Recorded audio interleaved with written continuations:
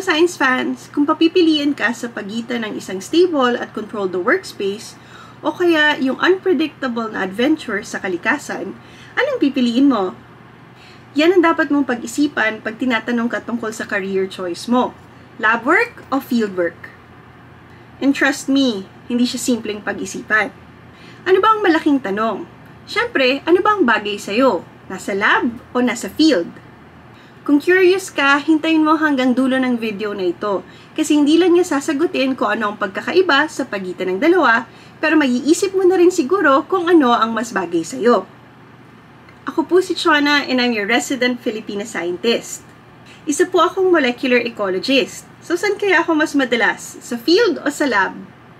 Isa rin po akong teacher, kaya madalas din po ako sa classroom. At ang Scientia ay ang aking science communication channel kung saan gustong-gusto ko pong pinag-uusapan ang mga nerdy at geeky things sa tungkol sa STEM kasi talaga namang inaaliw nila ako. So balik tayo, ano nga bang pinagkaiba ng lab work sa field work? Ang lab work, isipin mo, nasa isa kang controlled na environment. Think test tubes, microscopes, mga machine na nagbibigay ng precise na data. Ang focus, consistency, accuracy at detalyadong analysis. Fieldwork sa labas. Pwedeng nasa nature o kaya nasa communities. Hindi predictable, kailangan flexible at madalas dapat kailangan mo ng on-the-spot problem solving. Pareho silang crucial, pero magkaibang experience at career growth. Pero fun fact, si Charles Darwin mismo, yung sikat na scientist na naka-discover sa evolution, siya ay isang field scientist nung nakasakay siya sa HMS Beagle, pero lab scientist din siya nung sinusulat niya ang On the Origin of the Species. Kung bet mo ang precision, controlled environments at latest tech, baka mas bagay ka sa lab work. Ang mga lab scientists ay parang detectives ng STEM community. Lagi silang nagtatanong ng bakit at binubusisi nila ang data. Ang skills na mahahasa mo, analytical thinking, paggamit ng modern tech, at meron ding job stability, lalo na kung nasa health at biotech fields ka. At ngayon, automation na rin ang nagre-redefine ng lab work. May mga lab na robots na ang gumagawa ng routinary procedures, kaya ang mga scientists nakafocus sa troubleshooting o kaya pagbabantay sa mas advanced na technology.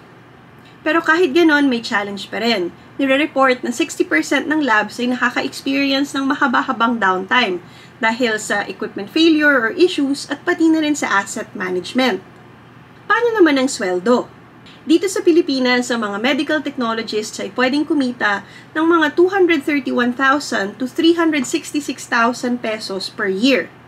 Pwede itong umabot ng nasa 485,000 pesos ng isang taon kung nasa highest level ka na, pero ang mga entry level ay lalampas lang ng konti sa 154,000 pesos. Karaniwan, nasa 12,000 pesos to 22,000 pesos a month ang sweldo sa mga private labs. Actually, mas mataas daw sa mga government hospitals, lalo na kung meron kang specialization. Tapos, kung titignan pa natin ang global investments sa healthcare at sa biotech, tuloy-tuloy lang ang career growth mo. Kung hilig mo naman ay adventure, travel, at on-the-go problem solving, baka naman sa fieldwork ka na babagay. Ang mga field scientists ay nagtatrabaho sa mga unpredictable na lugar. Minsan, nagme-measure ng water quality, pwedeng nagtatag o naghahanap ng wildlife, o kaya nag-aaral ng impact ng climate change sa iba't ibang communities. Dito, kailangan mong i-develop ang iyong resilience, adaptability, at pati na rin ang iyong communication skills, lalo na kung nagka-collaborate ka sa iba't ibang tao at iba't ibang communities. Siyempre, ang makabagong fieldwork ay mix na ng nature at technology. Marami nang gumagamit ng drones, sensors, o kaya remote sensing tools. Kaya, sobrang halaga din ng data at digital skills. Career-wise, malaki ang impact ng field science. Lalo na sa community health, disaster monitoring, at pagtitiwala ng publiko sa science. At oo, physically demanding siya, pero sobrang rewarding din. Pagdating naman sa sahod, sa Pilipinas, medyo malaki ang demand pagdating sa mga field environmental scientists at specialists. Kung ihalo mo ang field skills sa ability na gumawa ng data science, pwedeng umabot sa 600,000 pesos to 1.5 million pesos kada taon ang magiging sahod mo. Sa lab, detail-oriented, data analysis at problem solving. Sa field, stamina, adaptability, at data analysis pa din. Overall, pareho namang landas ay aligned sa pag-unlad ng Pilipinas at ng STEM. Ang mga healthcare labs mabilis ang paglago dahil sa diagnostics at biotech.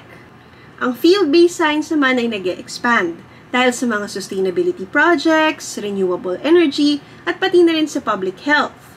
Kaya kung nakikita mo ang sarili mo na naka-gloves at naka-goggles o kaya nakabota na maputik, parehong maraming opportunities. Ang bottom line is, piliin mo kung ano ang nababagay sa personality at sa passion mo. Mahilig ka ba sa consistency at precision? Baka dapat sa lab ka. Gusto mo ba ng variety at adventure? Mag-field ka. Pero actually, hindi mo naman kailangang pumili ng isa. Maraming scientists, tulad ko, na pinagsasama ang pareho sa mga trabahong ginagawa namin. Pero ito ang isang bagay na hindi natin dapat i-overthink. Kailangan natin ng mas maraming kababaihan sa STEM. Kaya kung isa kang batang babae na nangangailangan ng support sa iyong STEM thesis, good news! Extended ang application para sa Scientia Thesis Grant hanggang September 7, 2025. Kung gusto mo ng 55,000 pesos, i-check mo yung caption ng video na ito para sa link kung paano mag-apply. Pero syempre, ngayong taon, gusto namin sanang mas marami pang masuportahang kabataan na nagsithesis sa field ng STEM. Pero hindi namin ito magagawa ng mag-isa. Kaya extended din po ang fundraising natin para sa Scientia Thesis Grant. Bawat ambag po ay malaking tulong para maabot ang hangarin nating mas maparami pa ang kababaihan sa STEM. Pwede pong mag-donate using BDO or GCash. Makikita po ang information sa screen o kaya sa description din ng video na ito. Hindi makakapag-donate? Okay lang. Pwede ka pa rin makatulong. Pakishare lang po ang video na ito o kaya ang aming mga social media posts sa ibang tao para mas marami pa pong makaalam tungkol sa ating adhikain. Sama-sama po natin gawing realidad ang pagbuo ng isang STEM community na may diversity at inclusivity. So what do you think? Lab? Field? Saan mo mas gustong tumambay? Kwentuhan naman tayo. Share your thoughts sa comment section below.